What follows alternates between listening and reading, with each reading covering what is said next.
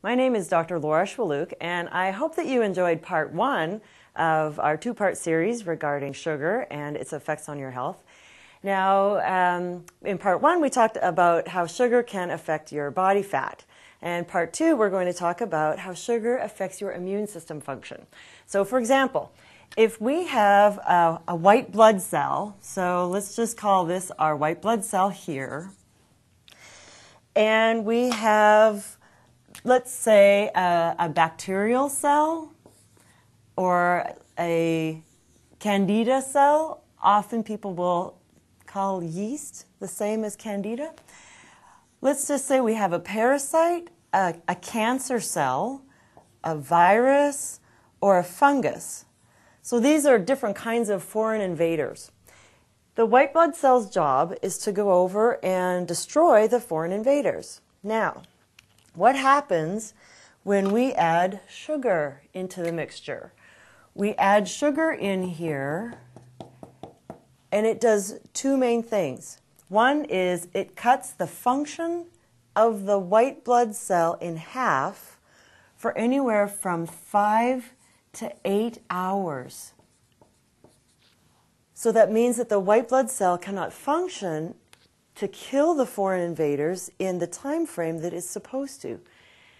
In addition to that, all of these things feed on sugar. And so what happens is that they then get to multiply.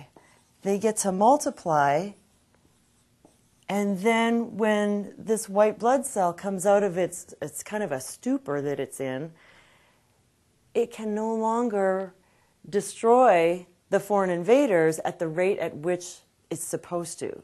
This information was published in the American Journal of Clinical Nutrition in 1973. So it's information that's been around a long time, but just people don't understand it. They don't realize the effect that sugar has on the immune system. Now here's one more thing. If someone is sick, if they have, let's say, strep throat or a cold or the flu, what do you want to feed them? Some people say, oh, well, give them lots of fluids like juice. Okay, so let's look at, here's just some Simply Orange that I picked up at the grocery store. But let's look here at the amount of sugar that's in this one serving. The amount of sugar that's in this one serving is 38 grams. 38 grams of sugar. So, and then here's a can of Coca-Cola. You wouldn't, I hope you wouldn't think to give someone who's sick a can of Coke. But you know what? In a can of Coke, there's 39 grams of sugar. So either way, whether you give someone who's ill a Coke or a juice, it's still going to take them longer to get healthy.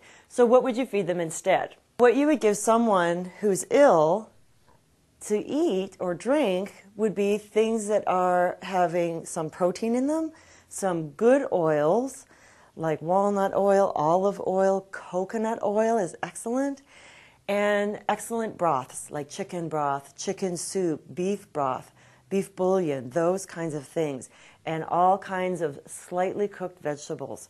Those are the things that really help the white blood cells to do their job, and you also starve the foreign invaders so that they cannot multiply. So these are the main things that you need to know regarding sugar and your immune system. I hope that you enjoyed this short little video as much as I enjoyed making it for you, and I look forward to seeing you in the next video.